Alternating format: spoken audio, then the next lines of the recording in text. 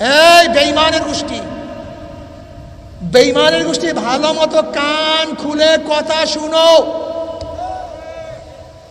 যারা আল্লাহর ওলিদের সাথে বেয়াদবি করবা, শত্রুতা করবা, তোমাদের বিরুদ্ধে আল্লাহর ওলিদের যুদ্ধ করার কোনো প্রয়োজন নাই, খোদ আল্লাহ পাক নিজেই যুদ্ধ ঘোষণা করেছেন। আমরা আমাদের নিজের চোখে দেখেছি হাজারো আল্লাহর ওলিদের সাথে বেয়াদবি করার কারণে আল্লাহ পাক কারবার সারিয়ে দিস। মান আদালি ওলিয়ান ফাকাদ আযানতু বিল হরব। ওলি কারা? ওলি কি জিনিস? অনেকে তো ওলি স্বীকারই করেন, আবার ওলি আসলো কোথা থেকে? ওলি শব্দের অর্থ বন্ধু। ওলির বহু বচন আউলিয়া। ওলির বহু বচন। আল্লাহ কি কয়? আলা ইন্না আউলিয়া আল্লাহ লা খাউফুন আলাইহিম ওয়া লা হুম ইয়াহজানুন। আমার বন্ধুগণের কোনো ভয় নাই, কোনো চিন্তা নাই। কি নাই? আল্লাহর বন্ধুদের কোনো ভয় চিন্তা। দুনিয়া তো ভয় নাই, দুনিয়া তো চিন্তা নাই। মাশাআল্লাহ, আল্লাহর ওলিরা আল্লাহর বেজে কাউকে ভয় করে না। আল্লাহর ওলিরা কাকে ভয় করে? আল্লাহ নিজে ওয়ালা তাকশাউন নাস ওয়াখশাউনি, ওয়ালা তাকশাউন নাস ওয়াখশাউনি। কোন মানুষকে ভয় করবি না, আমাকেই ভয় কর। কে বলছে? অন্য আয়াতে কি বলেন? ওয়ালা তাখাফুহুম ওয়াখাফুনি ইন কুনতুম মুমিনিন। খবরদার, কাউকে ভয় করিও না। ওয়ালা তাখাফুহুম ওয়াখাফুনি ইন কুনতুম মুমিনিন। কাউকে ভয় করিস না।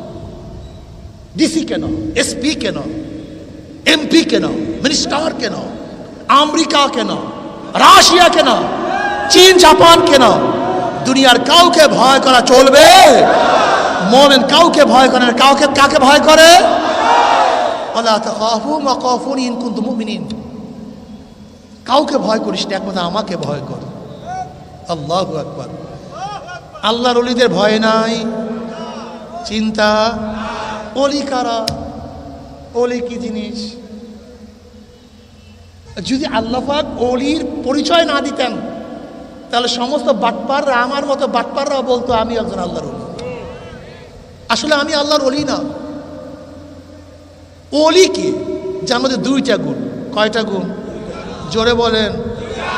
আল্লাযীনা আমানু ওয়া কানু ইয়াত্তাকুন। দুইটা গুণ। কয়টা গুণ? আস্তে কয়। যার মধ্যে দুইটা গুণ থাকবে, ঈমান ও তাকওয়া। জোরে বলেন। কি? যদি ঋষির মধ্যে থাকে, ঋষির মধ্যে থাকে, কামারের মধ্যে, চামারের মধ্যে, গোলামের মধ্যে, মজদুরের মধ্যে, বাদশার মধ্যে, চিকিৎসকের মধ্যে, দুইটা গুণ যার মধ্যে থাকবে। এখানে ধনী গরিব, শিক্ষিত মূর্খ করে যেতে পার নেই। দুইটা গুণ, ঈমানও।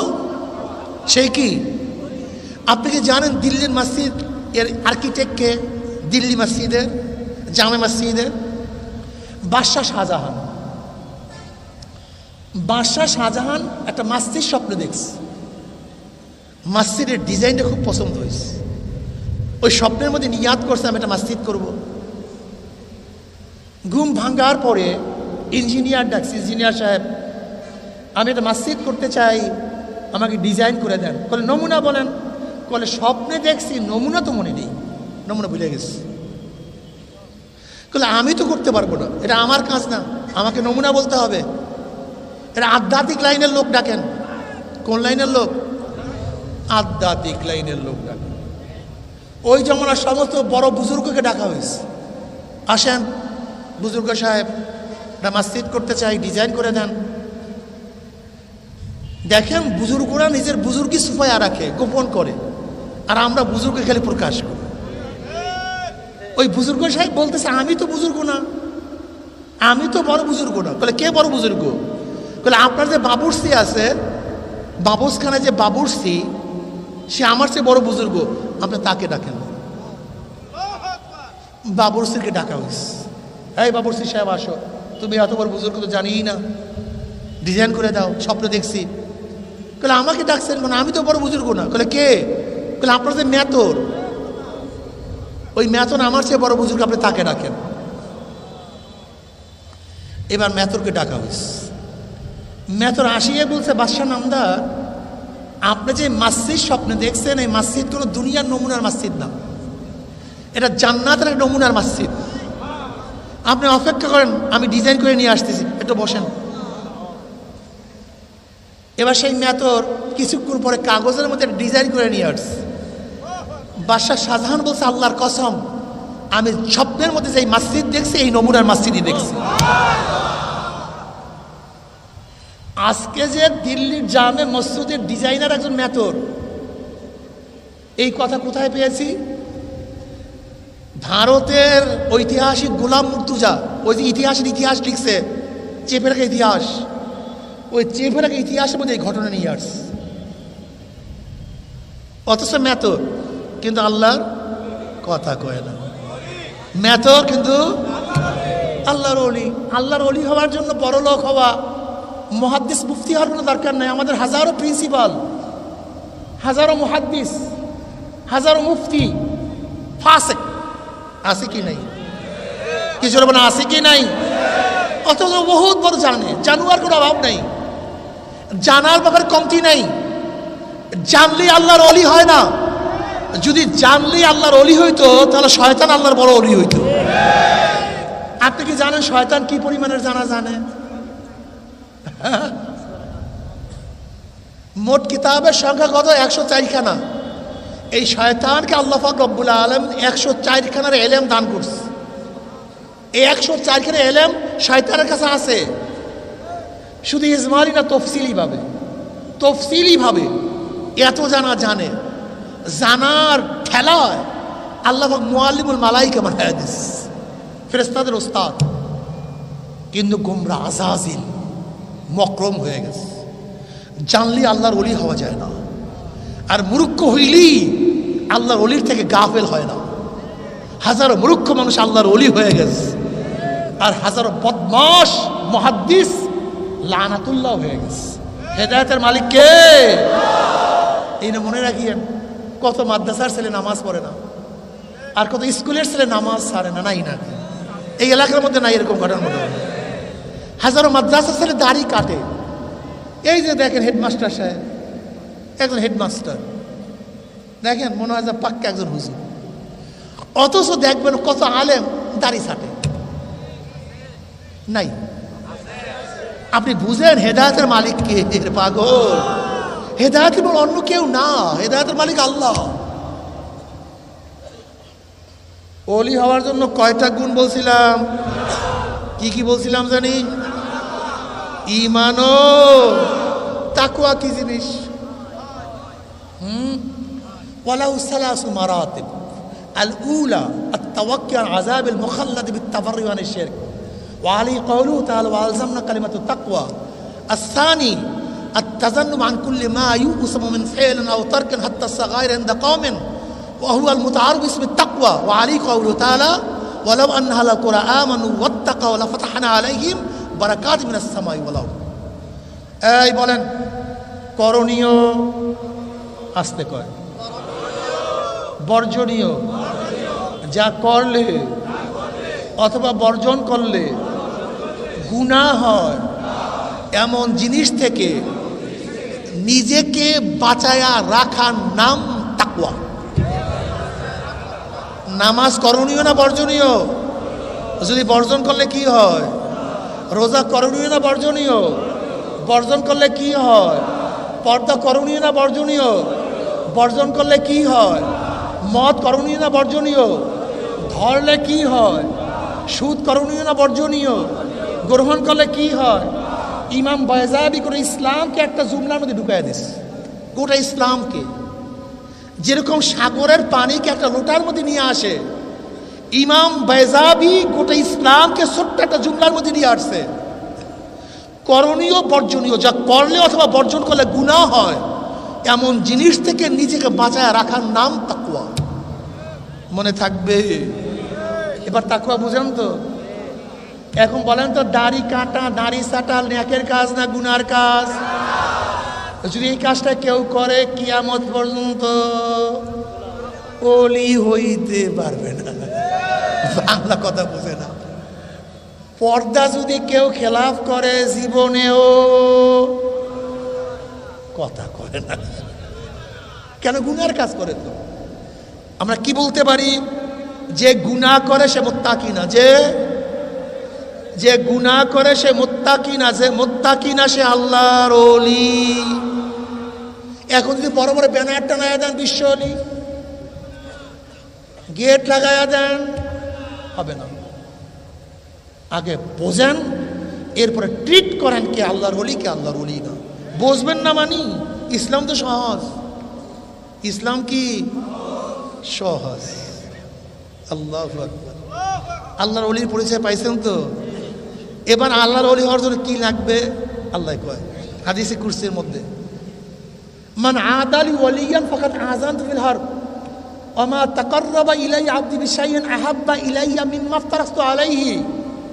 যারা নামাজ পড়িয়াই ফরজ পড়িয়ে হাঁটা ধরেন, সুন্নাত পড়েন না, নফল পড়েন না, এগুলো কোনোদিন ওলি হইতে পারবে না, কোনোদিন না। আল্লাহ পাক নিজে বলেন, আমি বান্দাদের উপরে বান্দির উপরে যাহা কিছু ফরজ করছি, এই ফরজ আদায়ের শুধু ফরজ আদায়ের মাধ্যমেই বান্দা আমার নৈকট্য লাভ করতে পারে না। শুধু ফরজ আদায়ের মাধ্যমেই বান্দা বান্দি আমার নৈকট্য লাভ করতে, আমা ইয়াযালু আবদি ইয়াতাকাররাবু ইলাইয়া বিন নওয়াফিল, বরং বান্দা বান্দি নফল ইবাদত করতে করতে করতে করতে আমার নৈকট্য লাভ করে। যখন বান্দা বান্দি নফল ইবাদত করতে করতে আমার নৈকট্য লাভ করে, হাত্তা উহিব্বাহু, আমি তখন বান্দা বান্দিকে মহব্বত করা শুরু করি। কে মহব্বত করে? আল্লাহ নিজে। হাত্তা উহিব্বাহু, আমি বান্দা বান্দিকে মহব্বত করা শুরু করি। ফাইজা আহবাবতুহু কুনতু সামাউল্লাযী ইয়াসমাউ বিহি, আমি যখন বন্দাকে মহব্বত করা শুরু করি তখন বন্দার কান আমার কান হয়ে যায়, যা দিয়ে বন্দা শুনবে। বন্দার চক্ষু আমার চক্ষু হয়ে যায়, যা দিয়ে বন্দা দেখে। বন্দার হাত আমার হাত হয়ে যায়, যা দিয়ে বন্দা ধরে।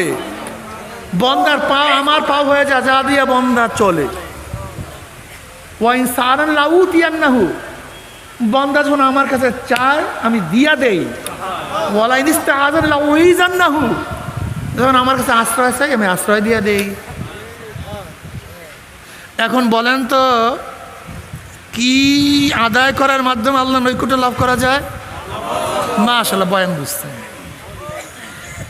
যারা দেখবেন ওই তারাবির সময় বলে 8 রাকাত না 12 রাকাত না 20 রাকাত, এগুলি নফল পড়তে চায় না। যারা বলে এত নফল লাগে না, এগুলি আল্লাহর ওলি হইতে পারবে? রাগ করছেন নাকি? রাগ করিয়েন না। আমি বুখারী রওয়ায়াত দিয়ে বলতেছি, খুব ভালো মতো বোঝার চেষ্টা করবেন সমস্যাটা কোন জায়গায়। দেখেন, আসলে আমাদের সমস্যা বুঝের মধ্যে। সমস্যা কিসের মধ্যে ভাই? যে ব্যক্তি জীবনে একবার ইমানের সাথে আল্লাহকে আল্লাহ বলিয়া ডাকবে, কয়বার? নামাজ নাই, রোজা নাই, পর্দা নাই, হজ নাই, জাকাত নাই, কোনো আমলই করে নাই, শুধু একবার আল্লাহকে আল্লাহ বলে, আল্লাহ ইমানের সাথে, ওই ব্যক্তি একদিন না একদিন জান্নাতে যাবে। একদিন না একদিন ওই ব্যক্তিও জান্নাতে, কিন্তু পিঠের চামড়া থাকবে না। যাবে না তা বলছি না, পিঠের চামড়া থাকবে না, যাবে, কিন্তু অবস্থা কেরাসিন। বুঝতে পারি না আমরা কি বুঝতে চাই। যদি কেউ শুধু ইমান আনতে চায় আমরা বলবো ইমান আনো। যদি কেউ বলে শুধু আমি শুধু ফরজ পড়বো, শুধু ফরজ পড়ো। যেহেতু বলে হুজুর আমি শুধু ওয়াজিব আদায় করো। কেউ যদি হুজুর আমি শুধু সুন্নাত পড়বো, পড়ো। কেউ যদি হুজুর আমি সুন্নাতে জায়েদা করবো না, করিও না। তার মানে যত বেশি আমল করবা তত বেশি মাকাম বাড়িয়া যাবে। এটা কি স্কুল না ভাই? রেজাল্ট বের হয়, কি বের হয়? Golden A+, A, minus, B, C, সবাই কি পাস কি পাস না? কিন্তু প্রত্যেকের মর্যাদা, হ্যাঁ হ্যাঁ, এখানেই মাসালা। মাসালা এখানে চরমনাই মুরিদরা, আমরা তোমাদেরকে গোল্ডেন এই প্লাস পাওয়াতে চাই। কি পাওয়াতে চাই? এই প্রতিষ্ঠান গোল্ডেন এই প্লাস পাওয়ার প্রতিষ্ঠান। আমরা কি বলি? বোর্ড পরীক্ষার মধ্যে 1 নাম্বার লেখো, 10 মার্কেটা লেখো, 8 মার্ক সারিও না, 5 মার্ক সারবানা, 3 মার্ক সারবানা, 2 মার্ক সারবানা, 1 মার্ক সারবানা, আধা মার্ক। আর যেইটা খারাপ অবস্থা লিয়া তো লাগবে না, বাদ দে বাদ দে। কি কথা কয় না কেন? একজন ভালো উস্তাদের কাজ হলো 1 মার্কসও না ছোটা, রেজাল্টের পরে গোল্ডেন এ প্লাস। আর যেই উস্তাদ হলো এত লাগে না এত লাগে না, রেজাল্টের পরে গোলান্ডা। কথা সত্য না মিথ্যা? এখানেই খেলা। আমরা বলি নামাজ পড়ো, ফজর আদায় করো, সুন্নাত পড়ো, মুস্তাব আদায় করো, জিকির আজকার করো, কান্নাকাটি করো, নাম্বার বাড়াইতে থাকো। নাম্বার দুনিয়ার মধ্যে সব জিনিস অর্থের মাধ্যমে কেনা যায় নাকি? গাড়ি টাকা দিয়া কেনা যায়, বাড়ি টাকা দিয়া কেনা যায়, আর কিয়ামতের মধ্যে সব কিছু ন্যাক দিয়া কেনা যায়। কি দিয়া? দুনিয়ার মধ্যে যেই ব্যক্তি বড় টাকাওয়ালা সে সব কিছু কিনতে পারে, আর কিয়ামতের ময়দানে যেই ব্যক্তি সবচেয়ে বেশি ন্যাকওয়ালা সব কিছু ক্রয় করতে পারবে। আল্লাহু আকবার।